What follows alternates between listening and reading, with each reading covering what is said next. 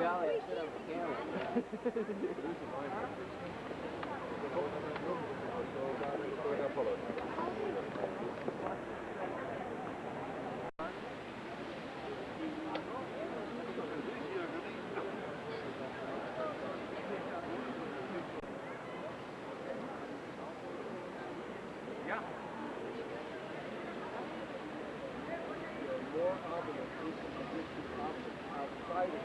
Proper.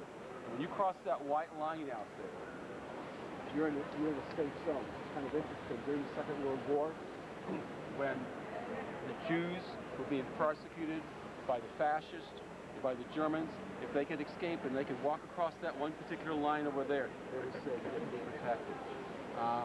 There was a couple of old movies, true movies of priests who really stuck their necks out during the Second World War and helped people escape and stayed in the communes and some of the monasteries.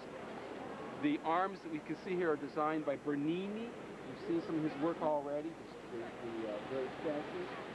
It's also designed not only just to encircle you, to hug you in, but it's designed in such a way that when you come and you arrive by chariot, that you ride in the center of the colonnade all the way around. And you keep kind of looking at, it's kind of a little mystery all the time. You don't get a good view of the structure itself. The front facade, this building is so big that as you can see, the facade is already starting to dwarf the dome. I mean, it's huge inside. When we go inside and you look up, you go past and you'll see the letters, they're in gold. The letters you see up there in Roman letters, they're 6 feet tall. Okay? When you look at the ceiling and you look at the mosaics, we just look at some beautiful little mosaics with a crossing only about this big. The mosaics are about this big each when you look at the ceiling. We're so far away that it looks like it'd be closer together. It's tremendous. The design of it is by a number of architects. Bramante is probably the most important one. He designed that first one. Anybody have pen and paper real quick? No? Yeah, that's good.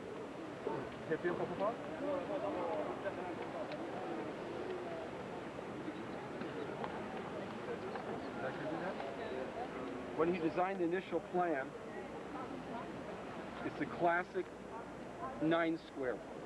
In architecture, we talk about formative ideas, that is, form givers for architectural space.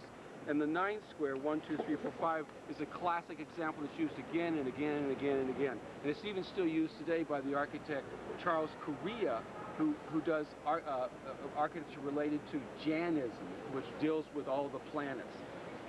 Now, what happens here is on the inside, these 4 areas here, here, and here become huge, massive piers as we walk in. And then right over here is where St. Peter's tomb is, his crypt, because it's buried underneath the altar. When you look in there, you'll see all these red candles flickering away. The huge altar area right here. And then the dome rests on top of this. The original design of this space and that configuration is by Bramante. Raphael had designs in this, Michelangelo has designs in this, I think Borromini had a little design in it. It took about 150 years to build. The reason why it was designed is in 1440, Muhammad IV entered Constantinople and took over the city and turned the city from Christian city to Islamic city. And Hagia Sophia, the great big Byzantine dome church, was at that time the house, the prominent church in Roman Catholicism. Well, it's now to Islam, so they had to do something very quickly. Went through about numerous popes and designers, and finally the structure's done. I have to tell you this. The first time I came to Rome, oh my goodness, maybe almost 30 years ago, this city was covered with soot. I thought to myself, this would be the most beautiful cities in the world if it only taken a bath. Well, when the millennium came and the Jubilee year occurred in 2000, they cleaned up everything. Now let me just, what do we mean by Jubilee year? In the Old Testament, every 7 years, you might have met, you let the ground go fallow. That is, you don't plant anything whatsoever.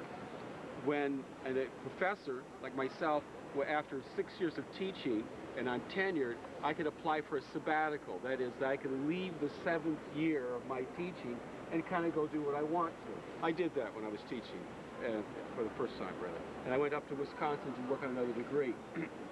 Now, but 7 times 7 is 49 years. So 49 years of every 7th year, not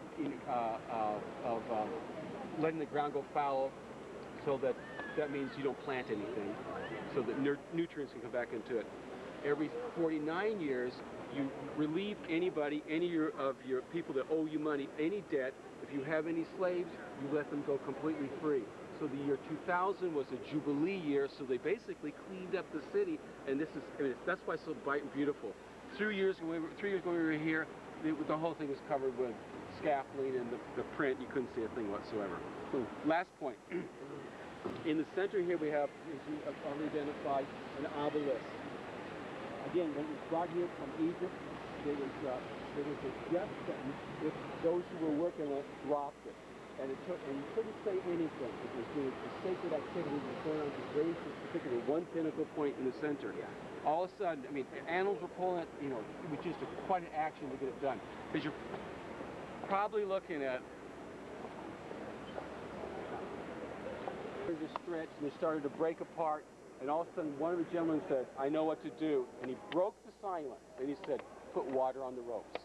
So the ropes were able to stretch, they didn't break, and finally when it was done, it stood up in place. He was forgiven for breaking the silence and rewarded for solving the problem. Quick little story. Okay?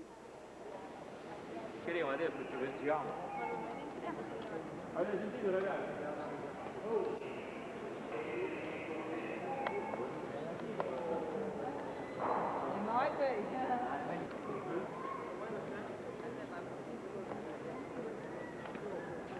We're not going to do that.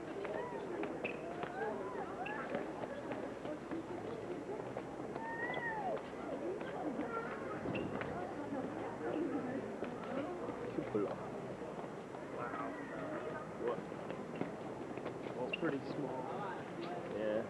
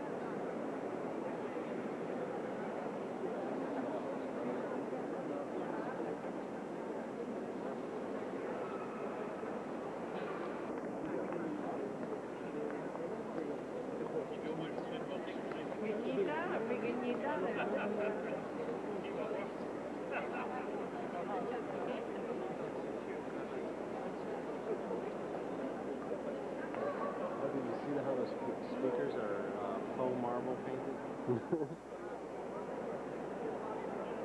Good job, too.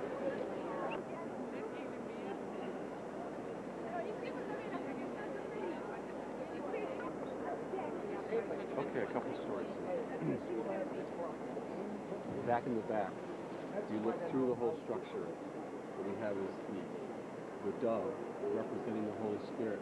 And notice all that gold, like strings and rays coming out from there. You remember Christmas, you sing Christmas carols and Gloria Deum. Okay, that's the glory of God, the radiance shining behind it. So it's done with all those rays of light. The wingspan of the dove, just to give you a sense of the scale once again, is also 6 feet across. So that means I can lay probably that bird. Yes. Really?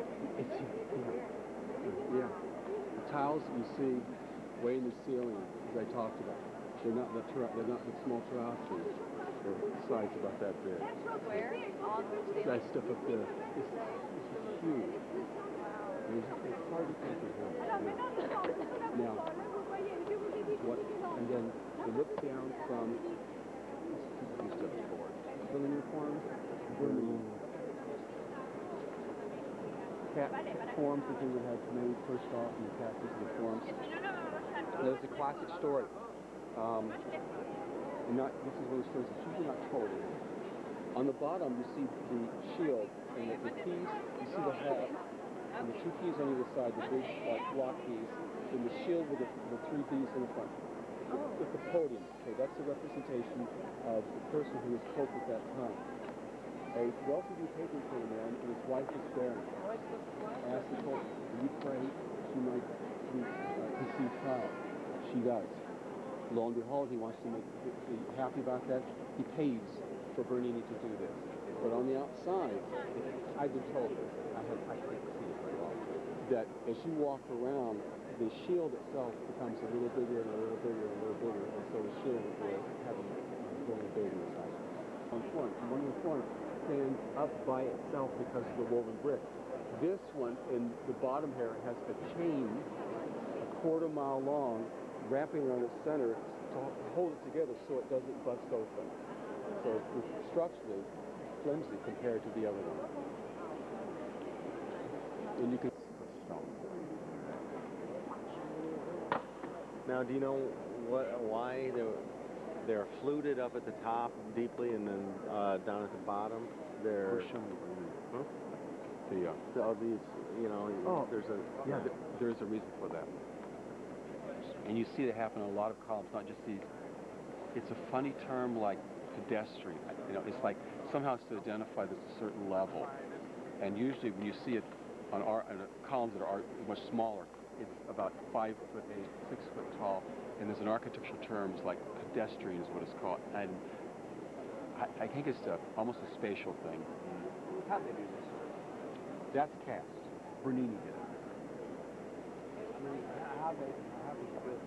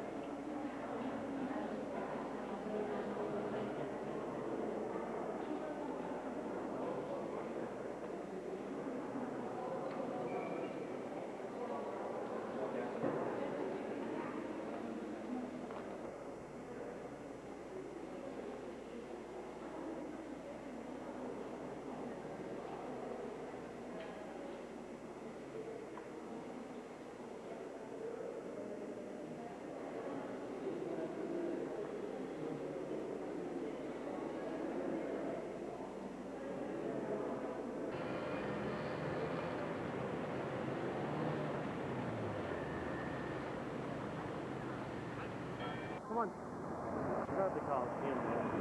Enclosed. Yeah.